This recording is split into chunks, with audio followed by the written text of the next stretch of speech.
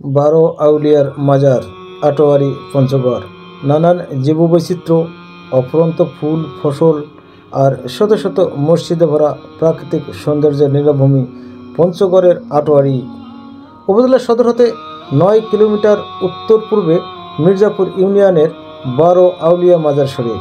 দীর্ঘ 19 বছর ধরে প্রতি বছর বৈশাখ মাসের শেষ বৃহস্পতিবার এখানে উরুস মোবারক অনুষ্ঠিত হয়। উরুস মোবারকের দিনে এখানে ওয়াজ মাহফিল, কোরআনখানি, কবর জিয়ারত ও তবারক বিতরণ এবং ভক্তজনরা মানতের টাকা পয়সা, ধান, চাল, মুরগি, কবুতর ও গরু ছাগল দান করেন। ইতিহাস। এই ইতিহাসটি মির্জাপুর ইউনিয়নের ওয়েবসাইট হতে সংগৃহীত। 12 আউলিয়াদের আগমনের ইতিহাস বিভিন্ন সূত্র থেকে জানা গেলেও অলিদের ইতিহাস রহস্যাবৃত। তাদের লিখিত কোনো ইতিহাস আজও পাওয়া যায়নি। জানা গেছে 12 জন অলি খাজা বাবার নির্দেশে চট্টগ্রাম সহ পূর্ববঙ্গের বিভিন্ন অঞ্চলে স্থান গড়ে তুলে ইসলাম প্রচার শুরু করেন।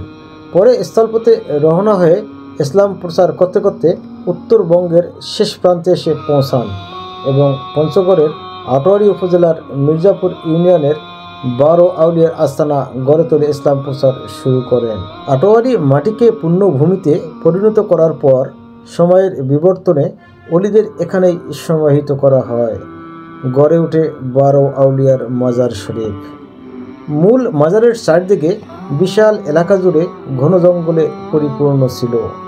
জঙ্গলে বাঘ, ভাল্লুক ও বুনো শূকর সহ হিংস্র জীবজন্তু বাস করত। মাজারের উপরে ছনের ঘর ছিল। ওরসের আগের দিন মাটি দিয়ে মাজার শরীফ মোছা হতো। কথিত আছে 2টি বাঘ ও 2টি সাপ সবসময় মাজার পাহারা দিত। মাজারের পূর্বপাশে একটি কাঠের দান বক্স ছিল। সেখানে ভক্তজনেরা মানতের টাকা পয়সা ফেলত। কেউ চুরির উদ্দেশ্যে বক্সের কাছে গেলে সাপ 2টো বের হতো, আর খারাপ উদ্দেশ্যে কেউ গেলে বাঘ 2টো বের হতো। তবে বসবাসরত খাদেম আলী শাহের স্ত্রী সপ্তাহে একদিন মাটি দিয়ে মাজার মুছতে যেত। এতে বাঘ বা সাপ বের হতো না। বর্তমানে সেই গভীর জঙ্গল নেই।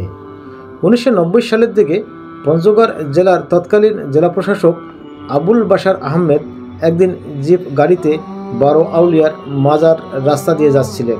হঠাৎ তার জিপ বন্ধ হয়ে যায়। অনেক চেষ্টার পরেও জিপের ইঞ্জিন চালু না হওয়ায় স্থানীয় লোকজন মাজার শরীফ দেখিয়ে দেন।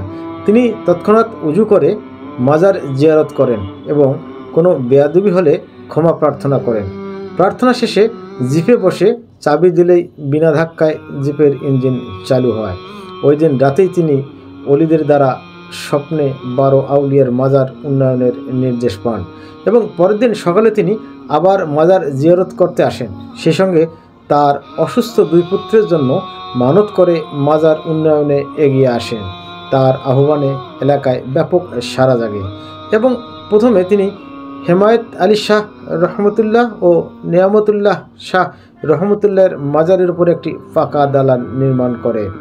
2 জন অলির কবর একসঙ্গে রয়েছে বলে মাজারটি জোর কবর বলে পরিচিত। 12 জন আউলিয়ার মাজারের মধ্যে এই মাজার 2টির উপর দৃষ্টিনন্দন মাজার কমপ্লেক্স নির্মাণ করা হয়েছে।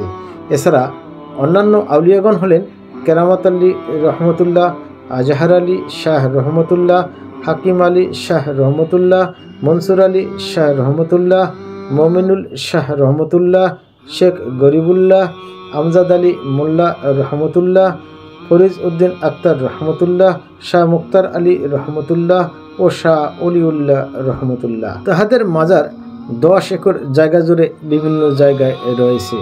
পরবর্তীতে উপজেলার নলপুখুরি গ্রামের মোহাম্মদ খলিলুর রহমান অবশিষ্ট 10 জন অলির কবরের প্রতিটি চারপাশে দেয়াল নির্মাণ করেন।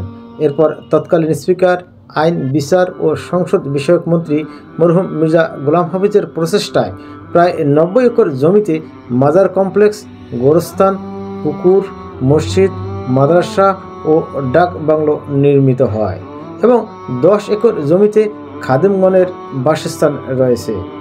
1994 সাল থেকে অদ্যাবধি সরকারিভাবে পদাধিকার বলে পঞ্চগড় জেলা প্রশাসক সভাপতি, জেলা জায়রা জজ ও পুলিশ সুপার, যথাক্রমে সহসভাপতি, অতিরিক্ত জেলা প্রশাসক, রাজস্ব সদস্য সচিব, আটোয়ারী উপজেলা নির্বাহী অফিসার, মির্জাপুর ইউপি চেয়ারম্যান, খাদেম গোষ্ঠীর একজন ও স্থানীয় গণ্যমান্য ব্যক্তি একজন নিয়ে মাজার পরিচালনা ও ব্যবস্থাপনা কমিটি দায়িত্ব পালন করেন। আপনার নাম কি? আমার নাম মোহাম্মদ দেলোয়ার হোসেন। দেলোয়ার হোসেন, আপনি কতদিন থেকে খাদেমের দায়িত্ব পালন করেন এখানে? না, দায়িত্ব আমার বড় ভাই আছে। বড় ভাই আছে, আপনাদের বংশ পরম্পরায় খাদেমের দায়িত্ব এইভাবে জি জি চলে আচ্ছা, আসে। আচ্ছা। বড় আউলিয়া সম্বন্ধে একটু বলেন। প্রতিটা মাজারের নিচে ইট আছে, ইটে থেকে বোঝা যায় যে এদের বয়স প্রায় 6 থেকে 700 বছর। এটা আগে এমনি প্রতিটা ওই মাজারের টিনের চালা ছিল। এটা 91 সালে আব্দুল বাসার ডিসি আসছিল, উনি তখন সংস্কার করছে আর কি। জি। এই মাজারের আওতায় জমি আছে 47 একর 73 শতক।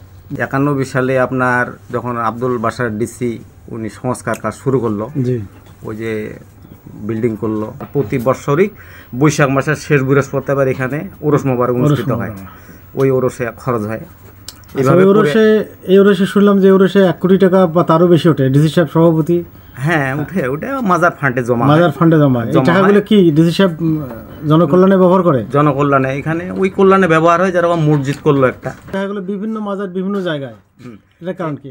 এটা মানে যে যেখানে আস্তানা বসছিল সেভাবেই ওদের মাজার, যে যেখানে আস্তানা করছে সেখানে তাদের মাজার। আগে এমনি প্রশাসন ডিসি হলো সভাপতি। জি জি জি, শুনছি। উনি উন্নয়ন করছে।